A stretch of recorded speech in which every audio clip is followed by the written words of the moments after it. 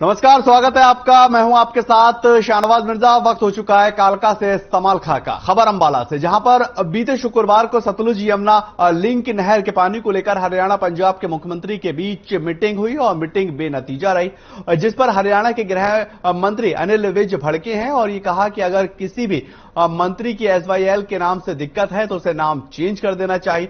इसके साथ ही गृह मंत्री ने राहुल गांधी पर भी निशाना मारा है और टंकी पर चढ़कर जो उन्होंने झंडा लहराया है, उन्होंने कहा कि देश की हर एक टंकी पर राहुल गांधी चढ़े और झंडा फहराएं। मुझे लगता है कि मान साहब को उनके अधिकारियों ने गलत किताब पढ़ा दी।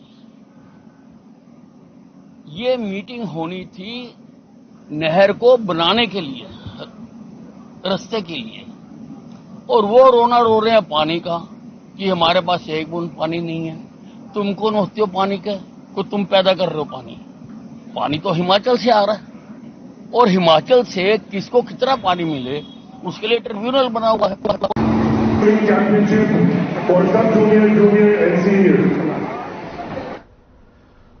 तो वहीं पर हरियाणा के शिक्षा मंत्री कंवरपाल गुर्जर ने एसवाईएल को लेकर एक बयान दिया है। उन्होंने पंजाब के मुख्यमंत्री भगवंत मान के एसवाईएल नहर के मामले को लेकर किए गए फैसले को गैर जिम्मेदाराना बताया। उन्होंने कहा कि सुप्रीम कोर्ट का फैसला लागू किया जाना चाहिए और सुप्रीम कोर्ट का फैसला आया है और उनका पालन भी होना चाहिए।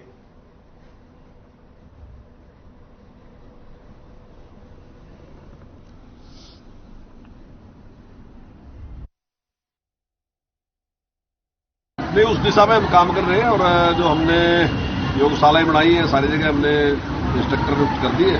आने वाले टाइम में हम इसको और बढ़ा दें और योग का जहां शरीर के लिए भी लाभ है वहां एजुकेशन में बड़ा भारी फायदा है। जो बच्चे योग करते हैं उनके नंबर भी अच्छे आते हैं जहां उनका शरीर, क्योंकि नंबर भी शरीर के साथ है। अगर मेरा शरीर ठीक होगा तो मेरी पढ़ाई भी, मेरा दिन का काम जो है वो सारा ठीक होगा। सबसे पहले जरूरी है आदमी का स्वस्थ हो। हमारा योग में पूरा प्रयास है और उसको पूरा बढ़ावा। सर, जैसे पंचायती चुनावों का बिगल बढ़ चुका है, बीजेपी ने अपने कैंडिडेट भी अनाउंस कर दिए हैं, इसको लेकर एक आदमपुर को लेकर क्या प्रतिक्रिया है? बहुत मजबूती के साथ हम चुनाव लड़ेंगे। आदमपुर का निश्चित तौर से 100% हम जीतेंगे। और जो वहाँ जीतते थे कुलदीप बिश्नोई जी, उनके बेटे को टिकट दिया, उनका पहले ही बहुत बड़ा आधार है। और मैं समझता हूँ शायद बहुत लंबे टाइम से, शायद 62 से 68 से लगातार वही जीतता रहे अपनी बार वहां से।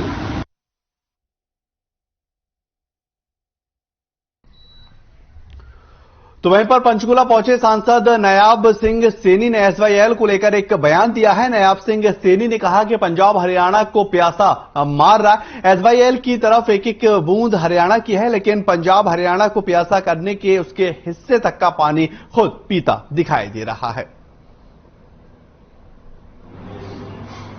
एसवाईएल को लेकर के जो ये ज्वाइंट बैठक हुई दोनों माननीय मुख्यमंत्रियों की, उससे ये प्रतीत होता है कि पंजाब माननीय सर्वोच्च न्यायालय के फैसले को वो दरकिनार कर रहा है,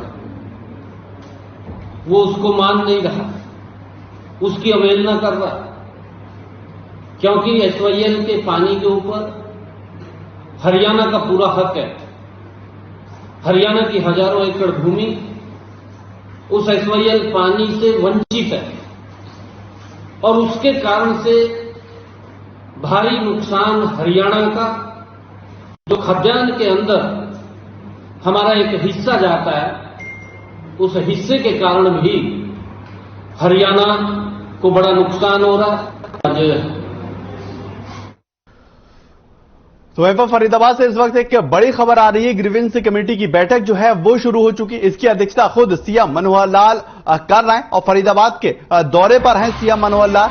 आपको बताएं, ग्रीवेंस कमेटी की जो बैठक है अब वो शुरू हो चुकी है और इसकी अध्यक्षता सीएम मनोहर लाल कर रहे हैं। पहली बार सीएम फरीदाबाद में इसकी अध्यक्षता कर रहे हैं। कैबिनेट मंत्री और विधायक इस बैठक में मौजूद है। शहर के आला अधिकारी भी बैठक में शामिल हैं। कई अहम मुद्दों को लेकर बैठक मीटिंग में कुल 17 शिकायतें रखी गई।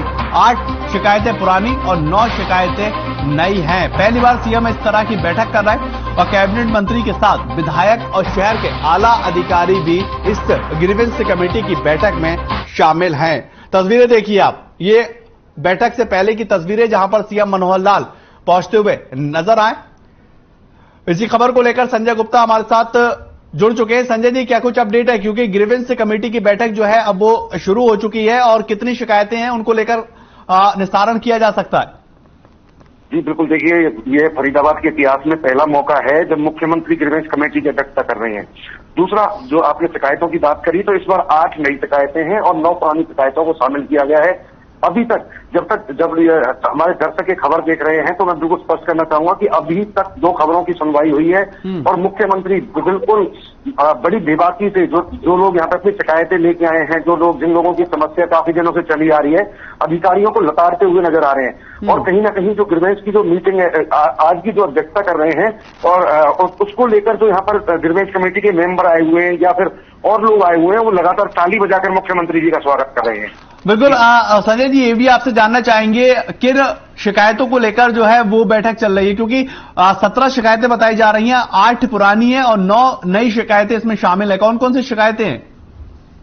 जी बिल्कुल, शिकायतों की अगर विस्तार से बात करें तो बहुत समय लग जाएगा। मैं आपको बताना चाहूंगा कि इसमें जो 17 शिकायतें हैं, ये 8 शिकायतें जो इस बार की नई हैं वो अलग अलग डिपार्टमेंट के विषय में बात करें, हम डीटीपी इन्फोर्समेंट है, नगर निगम है, पुलिस है, या फिर हम बात करें हुड्डा की, तो इन लोगों के खिलाफ ये शिकायतें हैं।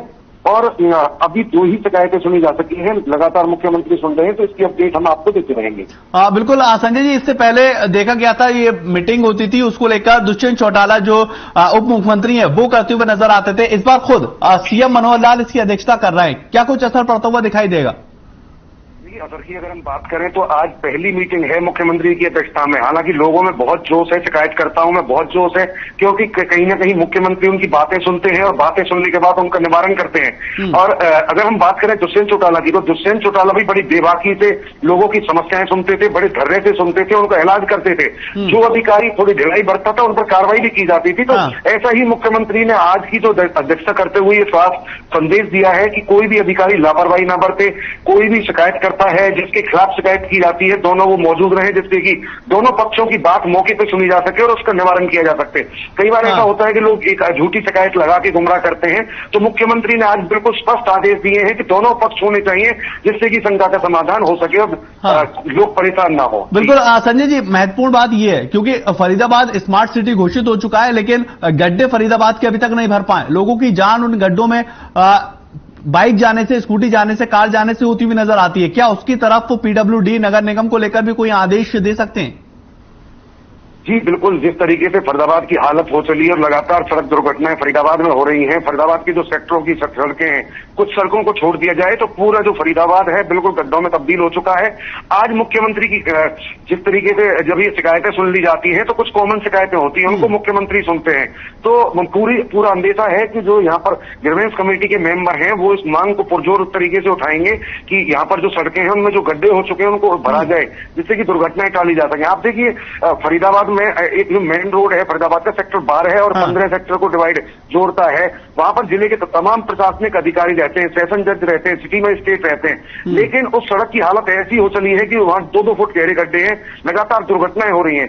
तो कहीं ना कहीं ये फरीदाबाद का देखो दुर्भाग्य नजर आता है, जहां पर पहले उप मुख्यमंत्री ग्रीवेंस कमेटी की अध्यक्षता करते थे, आज मुख्यमंत्री हैं और सड़कों की हालत अब भी बिल्कुल ऐसी खस्ता हाल हो चली है जो कि दूर दराज के इलाकों में भी देखने को नहीं मिलती है।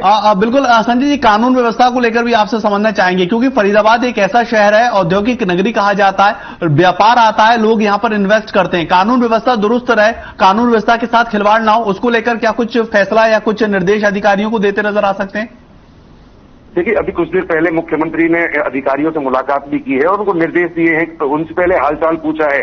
और यहाँ पर जिले के जैसे हम बात करें, जिला भाजपा के अध्यक्ष हैं वो भी मौजूद हैं, चौधरी कृष्णपाल जो कि यहाँ के केंद्रीय मंत्री हैं वो भी मौजूद हैं, मूलचंद शर्मा जो कि कैबिनेट मंत्री हैं वो भी मौजूद है, तमाम विधायक मौजूद हैं। तो कहीं ना कहीं ये लोग मुख्यमंत्री से मांग कर सकते हैं, क्योंकि लगातार लोग जो शिकायतें लेके आते हैं वो पार्षदों के पास आते हैं, विधायकों के पास आते हैं, तो सबसे ज्यादा जो परेशानी होती है वो विधायकों को होती है, मंत्रियों को होती है, क्योंकि उनके अगर क्षेत्र में काम नहीं होगा तो आखिर में जनता के बीच तो उन्हीं को जाना है। तो कहीं ना कहीं उन्होंने मुख्यमंत्री जी से इस बारे में विचार विमर्श भी किया होगा और उम्मीद है कि आज मुख्यमंत्री जी जब इन शिकायतों को सुन लेंगे तो उसके बाद अधिकारियों को और जो यहाँ के जो नेता हैं उनको जरूर कुछ न कुछ आवश्यक निर्देश दिए जाएंगे। संजय जी, एक और सवाल आपसे समझना चाहेंगे किसानों को लेकर, क्योंकि अभी भारी बारिश हुई है, किसानों को काफी ज्यादा नुकसान हुआ है, मुआवजे की मांग जो है वो किसान करते हुए नजर आ रहे हैं। क्या उन 17 शिकायतों में किसानों की भी कोई फरियाद है, कोई शिकायत है, कोई अपडेट आपके पास? देखिए नहीं, उसमें अभी ऐसी कोई शिकायत नहीं है जो किसानों से संबंधित हो, लेकिन जो स्पेशल गिरदावरी की मांग लगातार किसान करते रहे। फरीदाबाद के जो जमुना किनारे के क्षेत्र के इलाके हैं वहां पर बहुत भारी नुकसान हुआ है। लोगों की जो धान की फसल थी वो खड़ी खड़ी पूरी तरह लेट चुकी है और कहीं ना कहीं मुख्यमंत्री ने उनको ऑनलाइन उसके पोर्टल पर शिकायत दर्ज कराने का भरोसा भी दिया है कि जो लोग शिकायत दर्ज कराएंगे उनको मुआवजा भी दिया जाएगा। स्पेशल गिरदावरी भी फरीदाबाद में करवाई जा रही है। तो कहीं ना कहीं जो मुख्यमंत्री हैं उनका ध्यान इन सभी समस्याओं पर है। बैठक के बाद ये कल भी फरीदाबाद में एक बात और बताना चाहता हूं, कल भी फरीदाबाद में मुख्यमंत्री पहली बार, फरीदाबाद के इतिहास में इसका पहली बार है कि जब 8 साल मुख्यमंत्री को बने हुए हो गए और जनता दरबार लगाया जा रहा है। कल भी मुख्यमंत्री फरीदाबाद में 300 से ज्यादा शिकायतों का निवारण करेंगे, लोगों के बीच बैठेंगे, जनता दरबार लगाएंगे। तो जो शिकायतें आज नहीं सुनी जा सकी है तो कल लोगों ने भरपूर वहां पे शिकायतें की है। 300 शिकायतें एक दिन में आना बहुत बड़ी बात होती है। मुख्यमंत्री भी कल भी उन लोगों की शिकायतों को सुनेंगे और उनका समाधान करने का भरपूर प्रयास करेंगे। चलिए, बहुत बहुत शुक्रिया संजय जी इस तमाम जानकारी के लिए, बातचीत करने के लिए। आपको बताएं सीएम मनोहर लाल खुद इसकी अध्यक्षता कर रहे हैं। तस्वीरें आप देखिए, 8 शिकायतें दरअसल पुरानी हैं और 9 शिकायतें नई हैं। कुल मिला के 17 शिकायतें हैं और मीटिंग में ये 17 शिकायतें रखी गई हैं। और बड़ी बात यहां पर ये कि जो कानून व्यवस्था है, जो पीडब्ल्यूडी है और जो तमाम नगर निगम के अधिकारी हैं उनको लेकर भी हिदायत दी जाएगी। और क्या किसानों का मुद्दा भी इस मीटिंग में और इस बैठक में शामिल रहेगा, इसके ऊपर हमारी नजर बनी रहेगी। चलिए छोटा सा ब्रेक, जल्द हाजिर होते हैं, बने रहे हमारे साथ।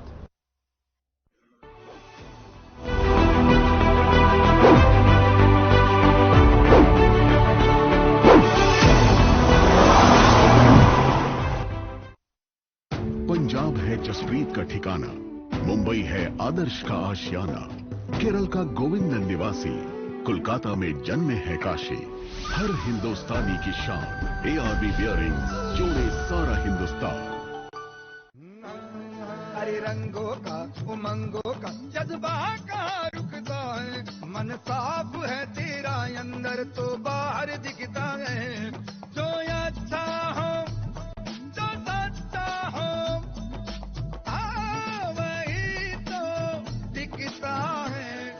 हम निर्मा एडवांस हैं, मन की तरह कपड़े भी साफ रखते हैं। Nirma advance. Hey mom, hey, look, I can download a song really fast. I can make dosas faster. Must be joking. Bus, 3 easy steps. Mix with water, spread batter, fry. गाना डाउनलोड हुआ? नहीं, पर तब तक मैं इडली बनाती हूँ। हमने बनाया किट से। अरे रंगों का उमंगों का, अरे रंगों का उमंगों का जज्बा कहाँ रुकता है, मन साफ है तेरा अंदर तो बाहर दिखता है। हर रिश्ते का एहसास रखते हैं, हर घर में अपनी पहचान खास रखते हैं। हम निर्मा एडवांस हैं, मन की तरह कपड़े भी साफ रखते हैं। निर्मा एडवांस। अगर आप पत्रकारिता के क्षेत्र में करियर बनाना चाहते हैं तो हम सिखाएंगे आपको इलेक्ट्रॉनिक मीडिया के हर गुण। जल्दी करें, साधना एकेडमी फॉर मीडिया स्टडीज में एडमिशन शुरू हो चुके हैं। सिर्फ कुछ ही सीटें बची हैं, तो देर बिल्कुल न कीजिए। हमारा कॉन्टैक्ट नंबर है 9999131700, 9999131800, या फिर आप हमारी वेबसाइट www.sadhnamedia.com पर विजिट कर सकते हैं। आप हमें noida.sams@gmail.com पर ईमेल भी कर सकते हैं। 100% जॉब प्लेसमेंट की गारंटी। आज ही संपर्क करें। पंजाब है जसप्रीत का।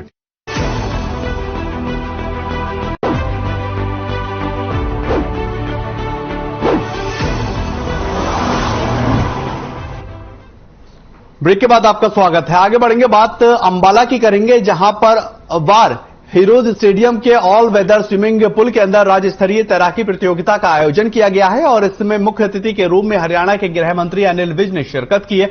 इस मौके पर जिला खेल अधिकारी और कई कोच मौजूद रहे और गृह मंत्री ने प्रतियोगिता में आए खिलाड़ियों को प्रोत्साहन किया और उनका मनोबल भी बढ़ाया। साथ ही उन्होंने कहा कि ओलंपिक गेम में हमारे हरियाणा के खिलाड़ी जो मेडल लेकर आए हैं वो सारे मेडल का 50% है और उन्होंने ये कहा कि वो कोशिश कर रहे हैं कि खिलाड़ियों को अच्छे से अच्छा इंफ्रास्ट्रक्चर मुहैया करवा सकें ताकि और मेडल जो है वो हरियाणा में आ सकें।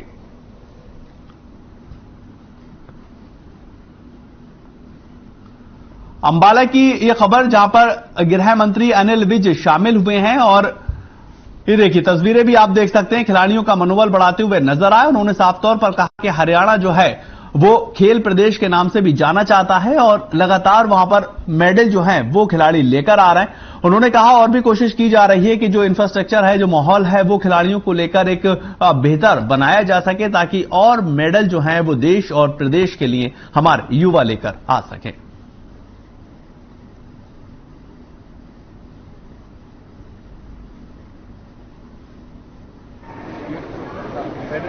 ये अंबाला में खेल का बहुत अच्छा इंफ्रास्ट्रक्चर बनाया गया है और ये अंतर्राष्ट्रीय स्तर का ऑल वेदर स्विमिंग पूल है। तो हम अपने आप को अंबाला के तौर पर इसको भाग्यशाली मानते हैं कि अब कंपटीशन सारे अंबाला में होते हैं और नेशनल भी होगी, नेशनल भी अंबाला में होगी। इससे हमारे बच्चों को भी बहुत कुछ सीखने को मिलता है और हरियाणा के जो खिलाड़ी हैं उनमें खेल का दम है।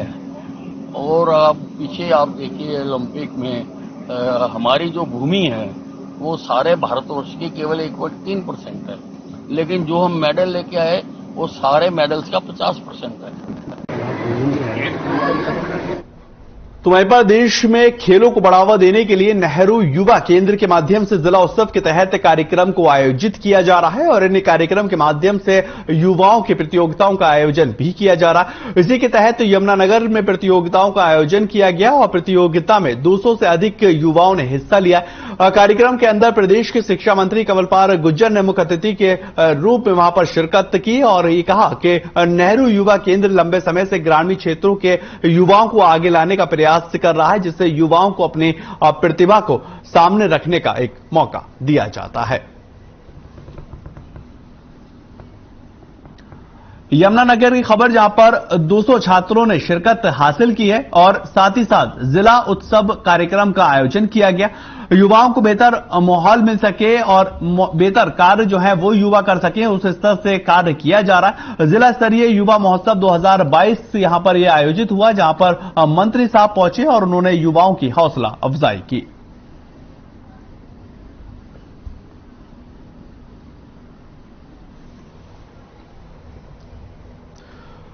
खबर अंबाला से है, जहां पर अंबाला में डेंगू का कहर लगातार बढ़ रहा है और अभी तक अंबाला जिले के अंदर 80 एक्टिव केस डेंगू के निकलकर सामने आ चुके। डेंगू के बढ़ते केसों ने स्वास्थ्य विभाग की चिंताएं भी बढ़ा दी। हालांकि इसी को लेकर स्वास्थ्य विभाग काफी ज्यादा सतर्क नजर आ रहा है। स्वास्थ्य विभाग की ओर से लोगों को जागरूक भी किया जा रहा है और डेंगू से बचाव को लेकर लोगों को घर घर जाकर जानकारियां दी जा रही। स्वास्थ्य विभाग ने डेंगू को बढ़ते केसों को मुख्य कारण पिछले दिनों हुई बरसात बताया और लोगों से कहा कि वो जागरूक रहें और आसपास पानी को जमा ना होने दें और सफाई का विशेष ध्यान रखें।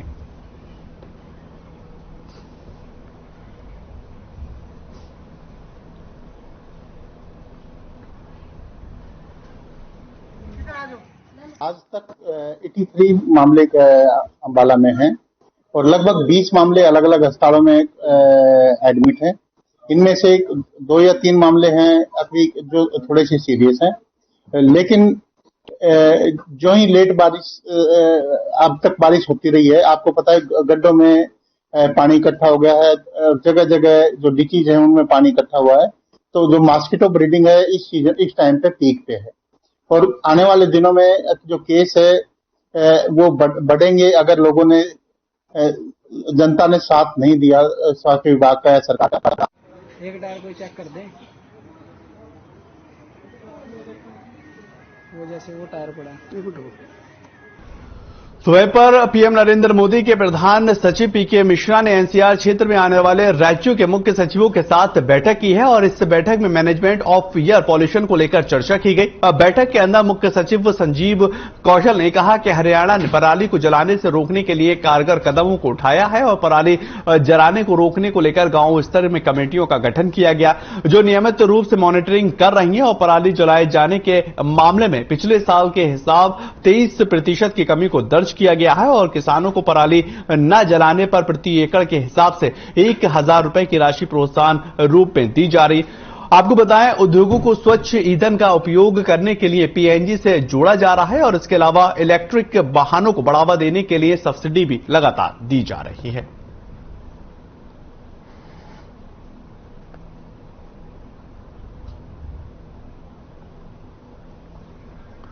प्रदेश के अंदर मुख्य सचिव संजीव कौशल ने विभिन्न विभाग के अधिकारियों के साथ समीक्षा बैठक की है और इस बैठक में सूर्य ग्रहण मेले की तैयारियों के संबंध में भी चर्चा की गई। मुख्य सचिव ने कहा कि 25 अक्टूबर को कुरुक्षेत्र में लगने वाले सूर्य ग्रहण मेले को लेकर स्पेशल बसें चलाई जाएंगी और इससे श्रद्धालुओं को कुरुक्षेत्र पहुंचने में किसी भी तरह की असुविधा का सामना न करना पड़ेगा। मेले में सुरक्षा व्यवस्था को लेकर 4500 पुलिसकर्मी और 2000 होमगार्डों की तैनाती भी की जाएगी और इसके साथ ही मेला ग्राउंड में पुलिस कंट्रोल रूम भी स्थापित किया जाना। मेले की सुरक्षा को लेकर ड्रोन की सहायता ली जाएगी, वीडियोग्राफी भी की जाएगी और बैठक में मुख्य सचिव ने अधिकारियों को मेला आयोजन की तैयारियों को लेकर जल्द से जल्द पूरा करने का निर्देश दिया है।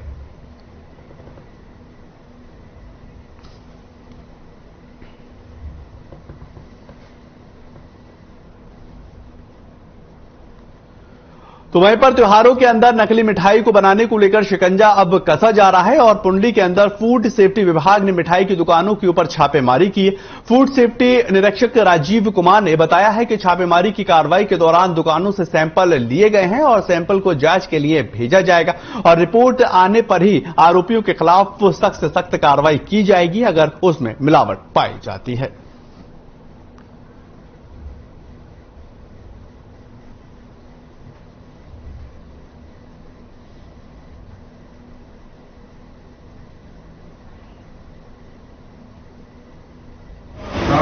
उद्देश्य ये है कि जनता को शुद्ध भोजन मिल सके, कोई मिलावट ना हो सके खाने के पदार्थों में और ये कार्रवाई हमारी कंटिन्यू चलती रहेगी।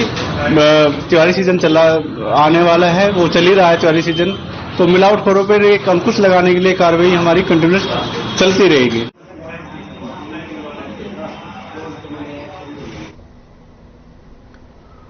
तो वहीं पर कुरुक्षेत्र के अंदर बदमाशों के हौसले जो हैं वो लगातार बुलंद होते जा रहे हैं और शाहबाद में 2 बाइक के सवार बदमाशों ने एक छात्रा का मोबाइल भी छीन लिया। हालांकि मौके पर मौजूद लोगों ने दोनों आरोपियों को पकड़ लिया और उनकी पिटाई करना शुरू कर दी। सूचना मिलते ही मौके पर पहुंची पुलिस ने दोनों आरोपियों को गिरफ्तार कर उनकी बाइक को भी जब्त कर लिया है और पुलिस ने गिरफ्तार आरोपियों से पूछताछ कर मामले की आगे की जांच शुरू कर दी है।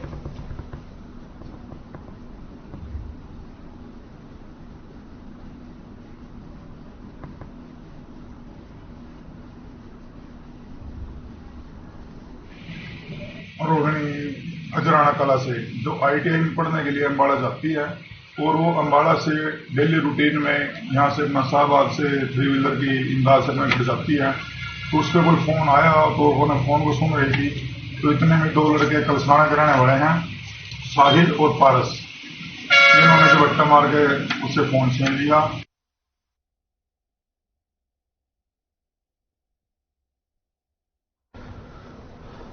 चलिए फिलहाल इस बुलेटिन में इतना ही। नमस्कार।